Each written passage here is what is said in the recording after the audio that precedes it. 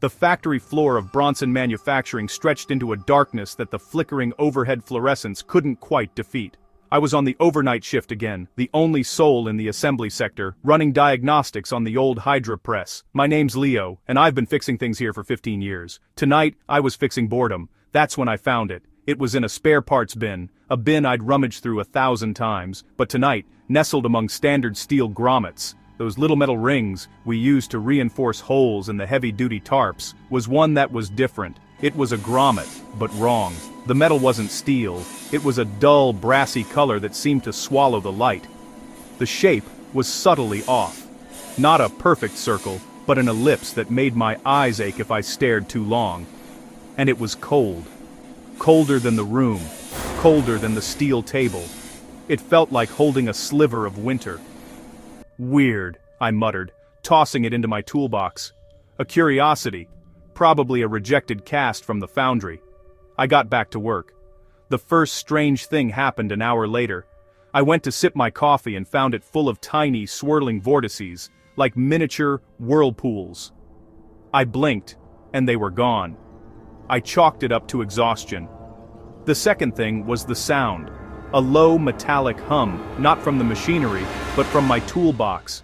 It was a dissonant chord, a sound that felt thin, like it was vibrating from somewhere much, much farther away than the metal drawer. When I opened it, the sound stopped. The brass grommet sat there, inert. I should have thrown it into the scrap melt. I didn't. I took it home. In my small apartment, the strange occurrences intensified. My digital alarm clock would display symbols that weren't numbers. The reflection in my microwave door would sometimes be a half-second behind my movement, or show a room slightly different from my own, a chair where there was none, a shadow standing where I wasn't, and it was always centered on the grommet. I'd left it on my kitchen counter. I found myself drawn to it, turning it over in my hands. The cold never faded. I started dreaming, not dreams but visions. Endless, non-Euclidean landscapes of pulsating brass, where geometries folded in on themselves, and a vast, silent pressure watched from angles that shouldn't exist. I started calling it the Brombet, a stupid name for a terrifying thing. The horror wasn't in jump scares. It was in the slow unraveling of reality. One night, I woke up needing water. I walked to the kitchen, past the Brombet on the counter. I drank, turned, and saw a path from the counter to my bedroom door.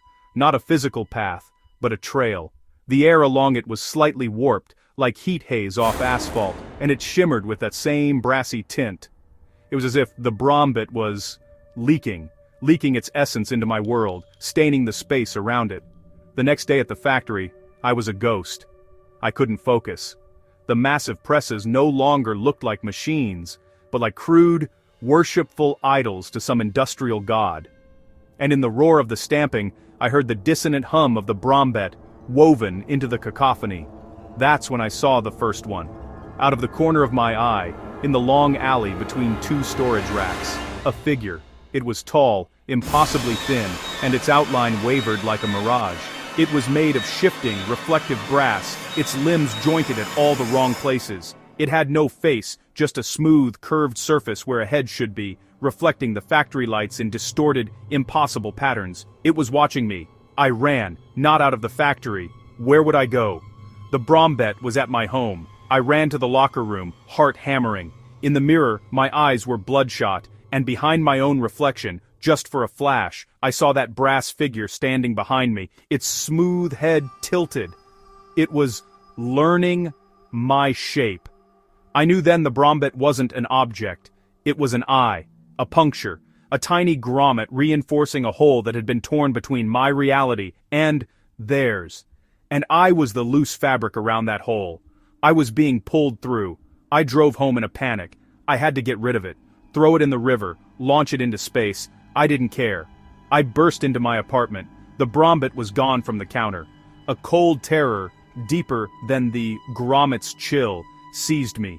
I searched frantically, not in the kitchen, the living room, the bedroom. The air felt thick, heavy with that brassy haze. The light from the street lamp outside cast long nu-coude shadows that didn't match the furniture. I found it in the last place I looked, my own hand. I was standing in the bathroom, staring into the mirror. My right hand was clenched in a fist. I didn't remember making it.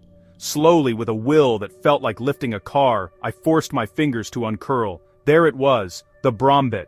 It wasn't in my palm. My flesh had grown around it. The brassy metal was nestled in a perfect seamless depression in the center of my hand, as if it had always been there. The skin around it was pale, traced with faint coppery veins.